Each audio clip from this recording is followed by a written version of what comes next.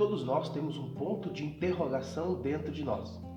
E uma das perguntas que nós temos, e muitas das vezes ficamos até mesmo sem resposta, é essa: por que Deus permite o sofrimento na vida do justo?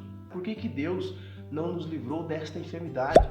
Por que Deus muitas vezes permitiu que nós orássemos para que Deus curasse? Por que Deus levou aquela pessoa? Por que muitas das vezes aquela porta de emprego que nós estamos tanto almejando, por que ela se fechou?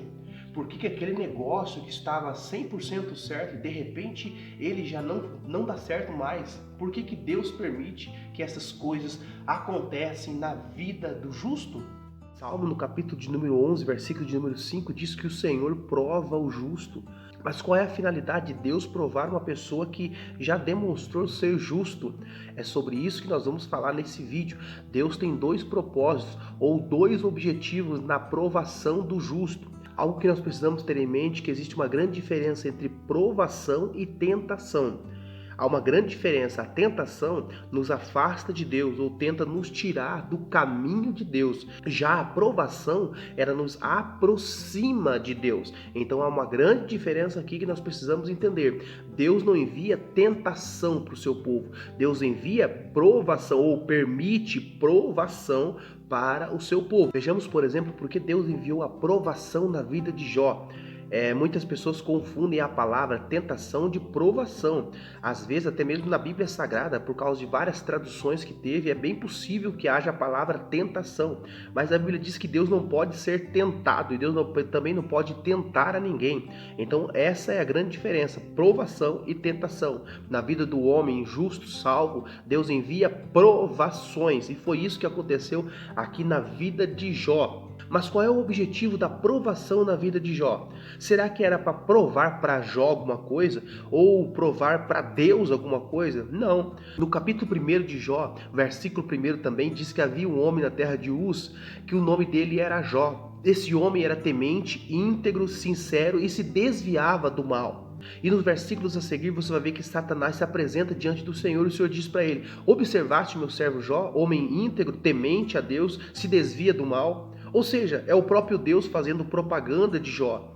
E quando Satanás indaga ao Senhor dizendo: é claro, o Senhor cobre eles de bens, o Senhor diz: não, vai, toca no que ele tem e verá que ele é fiel. Então Deus não quer que Jó prove para ele que ele é fiel.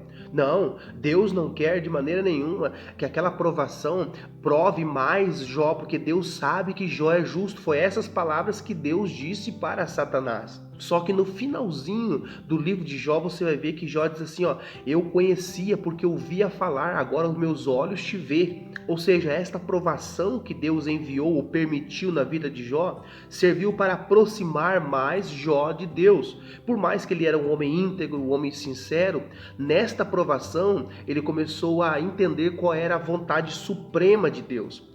Ou o próprio Deus se manifestou para ele de uma forma diferente daquela que ele já tinha ouvido e até mesmo provado das bênçãos, da prosperidade que Deus havia dado para ele. Então esta provação na vida de Jó fez ele se aproximar mais de Deus no seu relacionamento.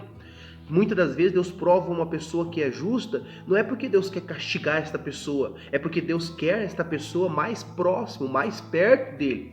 É bem possível que com a caminhada cristã nossa, tem momentos que nós se afastamos de Deus, tem momentos que nós já não oramos mais com aquela mesma intensidade que nós orávamos, tem momentos em nossas vidas que nós já não lemos a Bíblia como nós líamos, e aí Deus quer que nós se aproximamos mais e mais dele, e Deus permite uma provação chegar, para que através desta provação nós vamos buscar mais a Deus, nos aproximar mais e mais de Deus. Outro fato muito interessante, que se você ler todo o Antigo Testamento e também o Novo, você vai ver que as pessoas que foram provadas, como Jó, eles nunca perguntaram a Deus por quê. Eles nunca se estavam limitados à situação que eles estavam vivendo. Você vê, por exemplo, Deus quando mandou que Abraão oferecesse o seu único filho em sacrifício no Monte Moriá, você não vê Abraão perguntando: Deus, por quê? Quando Deus manda ele sair da terra dos seus pais, para a terra que Deus havia lhe ordenado, você não vê Abraão perguntando: Deus, para onde que eu vou? Senhor, o que eu devo fazer naquele momento? Porque ele ouviu a voz de Deus, ouviu a ordem que Deus deu e ele saiu. É por isso que a Bíblia chama ele de pai da fé, porque eles não indagavam a Deus, eles não perguntavam, eles não queriam debater com Deus, eles não queriam que Deus lhe desse uma explicação. Eles viviam debaixo da ordenança de Deus, debaixo da vontade plena e suprema de Deus. Sabe por que muitos crentes, muitos cristãos estão cheios de indagações e estão até hoje orando e dizendo: Deus, por que isso? Deus, por que aquilo? Deus, por que o Senhor tem que me falar, tem que me explicar? Sabe por que disso? Porque as pessoas se esqueceram o que é relacionamento com Deus. Segundo aos Coríntios 2, 17 e 18, porque a nossa leve e momentânea tribulação produz para nós um peso eterno de glória muito excelente, não atentando nós para as coisas que se vê, mas para as coisas que não se vê. Porque as coisas que se vê são temporais, já as coisas que não se vê são eternas. Sabe por que questionamos muito a Deus? É porque estamos limitados com este mundo. Já os cristãos sofriam, mas sabiam que esta vida aqui, ela é passageira, esta vida aqui é um momento. Se Jesus lhes chamar por meio de uma provação, eles iriam passar a eternidade com Deus, ou a eternidade com Cristo. É por isso que eles não se preocupavam e muito menos se apegavam em seu momento. Quando os jovens hebreus receberam a proposta do rei de dobrar os joelhos e se prostrar diante da sua imagem, eles disseram com ousadia: nós não prostraremos nossos rostos, não prostraremos nossos joelhos diante de tua imagem, vamos adorar somente ao nosso Deus. O rei disse: porventura o Deus de vocês poderá livrar vocês da fornalha? E eles disseram: rei, pode o Senhor não nos livrar desta fornalha, mas nós não dobraremos nossos joelhos diante da tua imagem e nem adoraremos. Eles poderiam morrer naquele momento, é claro, só que o propósito deles, o pensamento deles não era só essa vida aqui não, porque eles sabiam muito bem que se essa provação tirasse a vida deles, eles estariam com Deus eternamente. O salvo, seu objetivo não é fixar os seus pilares aqui nesta terra. Nós estamos aqui por um tempo. A palavra do Senhor diz que não é aqui o nosso descanso. Nós precisamos entender que o nosso tempo aqui é curto. Passamos por essa terra por um tempo curto, mas está chegando aí a eternidade. E isto vai fazer toda a diferença. Se eu estiver ligado a esta terra, fixado com os meus propósitos e objetivos somente nesta terra, como que vai ser a minha vida eterna? É por isso que Paulo diz em Colossenses 3, pensai nas coisas que são de cima, onde Cristo está. Não que você não deve ter preocupações, não que você não deve ter os seus projetos particulares, mas quantos cristãos que já não pensam mais no céu, já não pensam mais que Deus está permitindo provações para lhe lapidar, para mostrar para ele que esta terra aqui, esta vida aqui, ela vai passar, ela vai se acabar, mas a eternidade está aí. Quantas pessoas estão trocando a sua eternidade com Deus porque querem dinheiro, porque querem conquistar muitas coisas, estão deixando as coisas de Deus, deixando de ser fiel a Deus, deixando de obedecer a palavra de Deus. Só que esta vida vai passar e vai acabar. E quando ela chegar no final, aí sim nós vamos para perto de Deus ou seremos de fato afastados para toda a eternidade. Por isso que você vê que quando Paulo e Silas repreendem o espírito maligno que está usando aquela jovem com o espírito de adivinhação, a Bíblia diz que levaram eles para ser açoitados. Eles foram açoitados quase que a noite inteira. Mas o que o texto diz? Que por volta da meia-noite eles cantavam e oravam ao Senhor. Mas espera lá, eles foram açoitados por causa do evangelho. Eles repreenderam o espírito maligno que estava naquela moça. E o que eles receberam em troca? Eles foram açoitados. Ou seja, na vida do justo, nós não podemos nos ocupar perguntando o porquê. Nós não podemos perguntar e gastar o maior tempo da nossa oração pedindo que Deus nos dê resposta, porque Deus não vai nos dar resposta. Aquela situação tem um objetivo, e quando eu souber orar a Deus, eu não vou orar mais pedindo porquê. Porque eu sei que atrás daquela tribulação, atrás daquela dificuldade, Deus tem um propósito. E qual era o propósito da vida de Paulo e Silas? Eles libertaram aquela moça. Só que se você seguir o texto, você vai ver que quando eles oravam e cantavam, houve um terremoto. As cadeias foram abertas, os grilhões foram abertos, eles foram livres. De repente chega o carcereiro com medo, porque ele deveria prestar contas daqueles homens. E ele começa a se atemorizar. Quando Paulo diz, nós estamos todos aqui, ninguém fugiu. Quando o carcereiro vê isso, o que ele faz? O que devo fazer para ser salvo?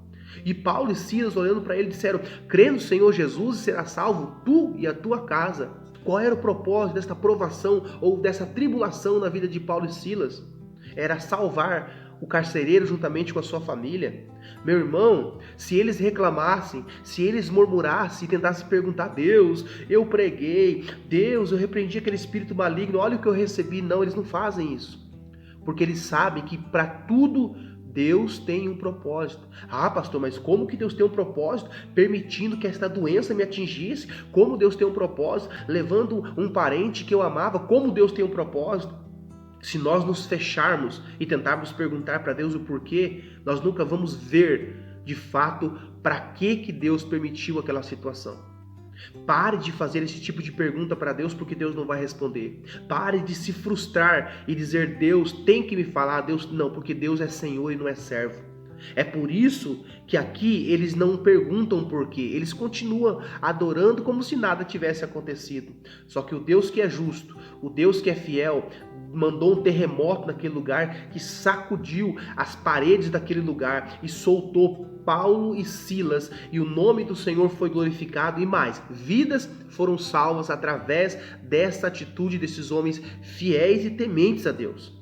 Infelizmente, para muitas pessoas, somente o sofrimento leva ele ou leva ela até Deus. Se você ler o livro de Juízes, você vai ver que todas as vezes que Israel se prostrava diante de outros deuses, Deus permitia que viesse um opressor e oprimia a nação de Israel. E aí, quando Israel se sentia oprimido, eles oravam a Deus, eles voltavam a orar ao Senhor e o Senhor enviava um grande libertador. O libertador vinha, libertava o povo, e enquanto ele estava vivo, o povo agradecia e louvava a Deus. Mas era questão de tempo. Quando aquele homem que foi usado como libertador morresse, eles já iam adorar a outras imagens. E isso aconteceu em todo o livro de Juízes. Infelizmente, muitas pessoas só vão chegar a Deus através do sofrimento. Ah, então Deus vai mandar prova, Deus vai mandar luta. Não, existem pessoas que Deus vai permitir ele passar por situações onde ele vai olhar para Deus e ver que somente em Deus há recurso. Ele vai muitas das vezes enfrentar situações que chega diante da medicina e a medicina diz não tem jeito. Vai chegar diante de situações terrenas que todas as pessoas vão olhar para ele e para ela vai dizer, ó, teu caso não tem jeito. Aí ele vai lembrar de Deus, aí ele vai lembrar que Deus tem poder de mudar, reverter qualquer quadro. Então são esses dois propósitos que Deus permite o sofrimento na vida do justo. Primeiro, para que o justo venha se aproximar mais de Deus. E o segundo, Deus permite o sofrimento porque muitas pessoas só vão chegar verdadeiramente diante de Deus quando não tiver mais recurso, quando estiverem sofrendo ao ponto de entender que somente Deus pode mudar a história dele e mudar a história dela.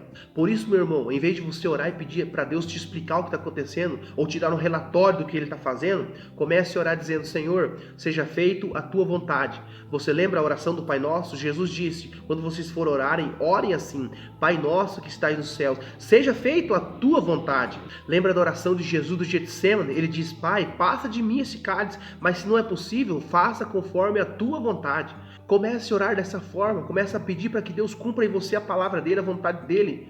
Mas esteja pronto para aceitar, porque o querer de Deus é melhor do que o nosso, a vontade de Deus é melhor do que a nossa. Ele diz que os caminhos dele são mais altos do que os nossos. Então, meu irmão, comece a entender que Deus permite o sofrimento, Deus permite a tribulação. Não é para nos matar, não é para nos ferir, não é por ser um Deus carrasco, não. É para que nós venhamos se aproximar mais dele, para que nós viemos conhecê-lo. E alguém vai dizer, mas eu sou fiel, eu sou obediente. Quem sabe Deus quer lapidar o teu caráter. Deus quer moldar você segundo a vontade dele. Deus quer fazer de você um vaso de honra. E para isso, muitas das vezes, Deus precisa tirar algumas coisas, alguns resquícios que ficaram aqui da velha natureza. Se deixe trabalhar, ore a Deus hoje e diga, Senhor, me perdoa por eu ter perdido muito tempo orando e pedindo para o Senhor me explicar. Mas eu quero pedir, Senhor, cumpra a tua vontade.